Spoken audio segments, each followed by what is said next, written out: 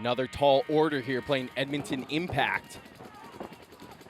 Both teams getting 5 alive, Maddie. Impact's first match of the day, first match of the tournament here. Did really well, making it to the finals, getting defeated in the 3-man by X Factor. Ironmen double stacking up, looking over their shoulders here. Tom Guest in that back center. They double stack the South Electronics can and trying to get into the snake. Looks like he makes it clean. See if Impact can answer. Still got a double dose of bodies in the back center here for Edmonton. Yeah, Brandon Cornell, Nick Laval, Tyler Harmon, Justin Cornell drawing the start here. JC getting into the snake for Impact. Nick Laval keyed up on the snake. Rito player Zach Geiger for Impact. Wow, Tyler Harmon scurrying from the back center into that South Electronics can. I don't even know how he was moving laterally there in an almost weird crawl, but it was still fast. Rainey Stanzek now alone in that back center. JC in the snake. Rito on the wrap. He's got no one contending with him on his wire. Tom Guest gonna move up the middle, shading towards the snake side, gets the mini wall. Cornell in a good spot in that snake Rito, the snake Dorito over here, snake 3 position. Laval just trying to control the offensive push of the Ironmen from that middle over to the snake side. Great comms from Justin Cornell in the blue side, snake Rito. Communicating with his backfield. Tried to sneak a ball in cross field on Geiger. They're trying the bounce shot right now. Impact trying the bounce shot, trying to get a shot in on, is it Geiger as the one? Yes, Geiger as the one over there. Backed up by Henry Sense. Tom Guest laying down. He's contending with Justin Cornell. Zach Geiger looking like he wants to get a kill in cross field. That bounce shot was coming pretty close when he was tucked in. So oh yeah, that's gonna have to be careful. Tyler Harmon's gonna get in here with Justin Cornell. Justin Cornell, great comms. Yeah, JC figured out where those center bodies were for Ironmen. Here's Zach Geiger and Keith DeWitt's jersey on the wrap in that snake Rito. He's ripping a bounce shot now, trying to get one off that center lay down into Tyler Harmon. Not happening though. Tyler Harmon close behind Justin Cornell makes communication a little easier. Yeah, this is a Sunday-esque point right here. Small moves, great comms, ground taken from both teams, and it's gotten to this point where it's all matched up.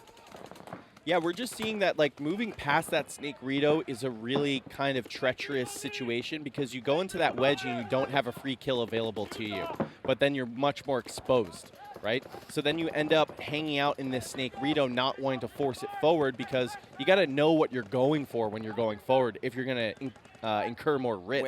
Yeah, true, but we have seen players do really well getting to that 50 wedge, starting to push the issue as long as they're, well, you could bully it like Fedorov or play it slow, methodical, like Ripple, as we saw so far in the first couple sets. As Virgil wrote in the Aeneid, fortune favors the bold. We see it happen all the time on the paintball field as well. But right now in a 5-on-5 situation, comms in zone control. They're trying the bounce shot on Justin Cornell as well, too. It is a pretty legit bounce shot off the wedge and into that snake 3 position. JC trying to give instruction to Tyler Harmon, had a specific request. And Tyler Harmon in response says, JC, patience. Impact always with the great comms. Tyler Harmon says so-and-so's going to go. And Rainey Stanzek says, I'm on it. Yeah, JC really thinking about trying to get across this gap, but Ironman posted up on that zone. Well, double stack, too. It's Pat Kraft and Tom Kest on that zone. And because they have their forward penetration on the snake, if JC takes another one, he's not going to have an immediate kill available to him. Ironman got some good comms going as well, too. Getting testy between JC and Tyler Harmon. JC wanted Harmon to shoot a specific bounce shot in on Tom Guest. Tyler Harmon was like, I'm doing it. Callie and Buffalo on the cross. He's right. Well, it wasn't on the cross shot for sure, but they're both looking his way. Yeah. Impact. Ooh. Geiger head checks away from a ball from Cornell. But yeah, it's pretty even up. The only difference is that Laval is up to the brick and the Ironmen are a little bit farther back in the middle. Yeah, and Geiger can't really come forward at all with Laval just posted with so much discipline. Laval has a full pack. He's not pumping paint through that gap. He's trying to bait Geiger. Geiger knows it. They know Laval's in that center brick. And Geiger's playing it patient over there. He's looking at it. He doesn't see any paint coming through, but Laval's just waiting for him. If Geiger takes that bite, he'll probably get toasted by Laval. Smartly going to look inside. Looks like he's probably got an empty pack. Well, Cornell still has a decent amount of paint on his back. Harmon's been shooting a lot. Can't see his pack from this angle, but he's got to be getting a little low. Still 4 pods left for Cornell. Rainey also probably only has a couple left, so he's moved up. So Rainey stacking it up here at the mini wall. We're down to almost the longest point we've seen out here. Yeah, it certainly feels that way. It feels like the longest 5-on-5. JC definitely looking like he wants to go. Still the exact same situation. These teams matched up tactically right here. Under, yeah, so 6-minute long point so far. Sonic. Don't know what that means from Tyler Harmon, but yeah, the gunfighting has started to die down, so eventually we will see somebody try to break through these crosses. This is a true stalemate, Maddie, in a tie game. We are going to see these points out here. I know that you hate patty cake. It will break. Nick Laval with a full pack. He's barely shot any paintballs out here in that brick, just waiting for Geiger. The Ironmen don't want to fall into the trap. Here comes JC now. He goes into the wedge. Yeah, patient, made it across to this 50-yard line, so he's in a really good spot. Rainey Stans is going to stack up there, and he's going to get to the inside wedge. Tyler Harmon goes into snake 3, and Impact first try to break that stalemate position tactically and look pretty good with 5 bodies alive. They're still looking at 5 Ironman bodies, though. I think Impact has a huge paint advantage out here right now. I just saw Henry Sense throw a pod from the Snake 2 to Pat Kraft in that center laydown. JC almost gets a shot on Tom Guest on the wrap. Tom Guest dodges it.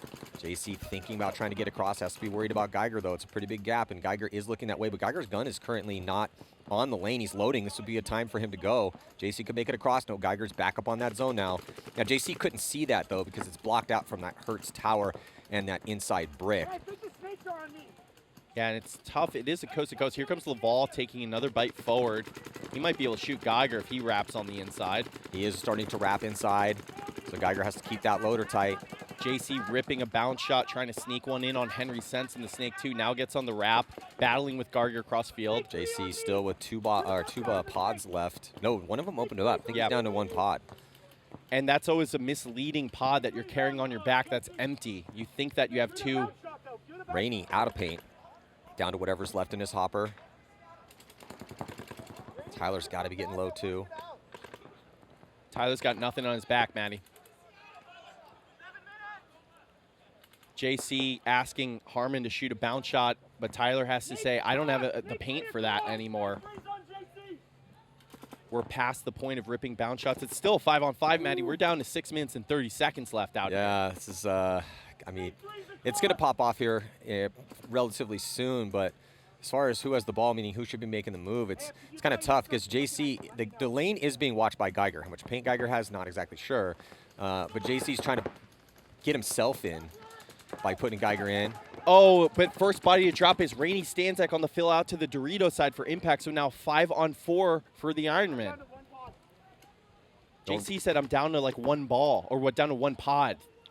Yeah, he still has a pod on his back. But yeah, Rainey was out of paint, so trying to make something happen, creatively pushing over to the opposite side, but ends up getting caught. So great zone control again by the Ironmen.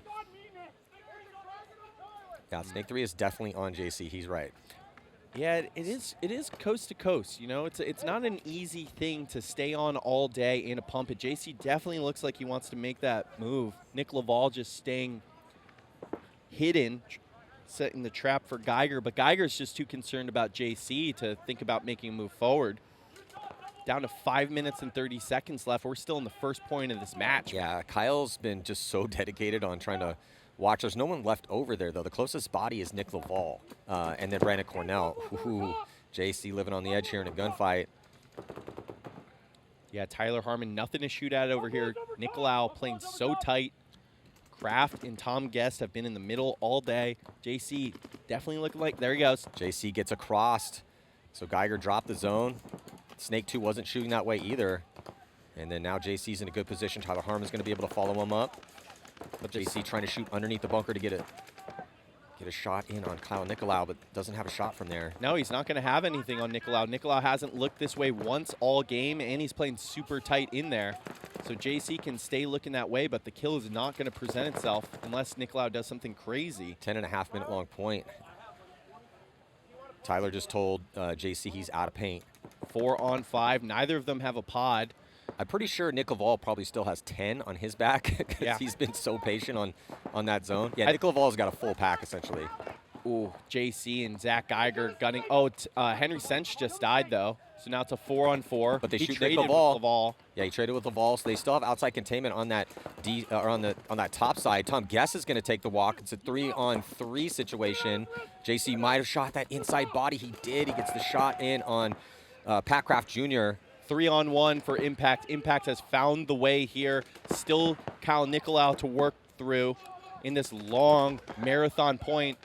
Wow, JC calling a barrel shot right there. Impact in the longest point of the tournament so far.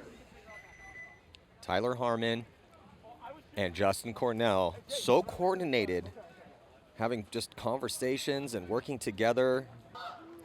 Just under 4 minutes left to go in this one. Mike, not a long rest after a 10-minute long point. Yeah, and it looks like Impact spinning their full line with Brandon Cornell, Rainey Stanczyk, Tyler Harmon, Justin Cornell, and Nick Laval. Both teams, again, getting all 5 bodies out alive. Ironmen double stacking that South Electronics can. That can get a bit dicey. Frank wants to get into the snake, but there is paint in that zone. Now he's going to launch. Does he get through clean? Looks like he does. He's going to crawl right up into snake 2. Pat Kraft Jr. early and up to the 40-yard line. Brick looking towards that D side. It's pretty much the same place Nick Laval was in the last one. Impact launching a body to get into snake 1. Makes it clean, crawls up into snake 2. They already have the forward wedge. Frank coming inside. Looked like he wanted to try to shoot that South Electronics can, but no one coming off for Impact yet. Impact playing super tight. Impact knows that Frank is in the snake Rito. Playing tight, up 1. Just 2 minutes and 40 seconds left on the clock. It's getting down to it here. Oh, Frank just got killed on a bounce shot. I don't know who put that one in. I think it was JC shooting off the wedge, and it killed Frank on the side of the head. So 5 on 4 advantage, Impact. Well, as soon as that death happened, Mike forced Henry Sense to get in an offensive mode here. Dives into snake 1, crawls to snake 2. Tom Geskett gets out behind him. Bounce shots so important. Impact really kind of elevated the game with those. Those have come into prominence in the last 5-10 years. Now with a 1-point lead and a 1-body advantage with only 2 minutes left to go, the Ironmen don't need to force it recklessly, but they are going to need to develop some offense. Pat Kraft Jr. in the center brick. He's got Nick Laval in front of him in that wedge. Justin Cornell in the snake Rito hunting inside. Baldwin just sitting inside in that Dorito Aztec. But Brandon Cornell has no intention of going outside wide right now. Henry Sense going gun dominant over the top of snake 2. Head check on the clock, minute and a half. Tyler Harmon calling Spider-Man. That typically means someone's in the snake, I don't know where. Backing up JC.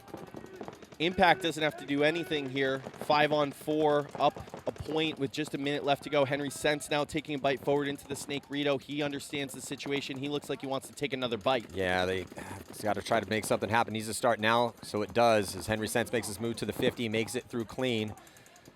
And they're stacking up bodies here in the snake structure to launch on the attack. Tom's thinking about going. Henry's going to have a tough time through this gap because Nick Laval has posted on it from the wedge. Well, there's 2 guns from the snake side looking towards this middle gap that everyone has to run through. So somebody's going to have to break through this cross and draw the guns, and then maybe Henry can roll up. So if Tom goes and he gets blasted, Henry might be able to wrap around and shoot a couple loaders. Great point, Maddie. Oh, wow, I think Tom Guest bounced Nick Laval in that wedge, goes through his gun, then gets team killed. Got shot in the back by his own boy, and that's going to be the curtains for the Ironmen. Options dwindling here with just 22 seconds left to go as Henry Sense, the lone body left alive here for the Ironmen on this side. They still have another body in the back corner bunker on the D side, but it's getting a little dicey here as Impact going to most likely be taking a 1-0 victory. One of the lowest scoring games we've seen all season long. The lowest score we can have out here. Nick Laval looking like he wants to get Henry Sense. Henry Sense begging for a major. He shot me, Henry says, but not going to happen out here. Impact winning 1-0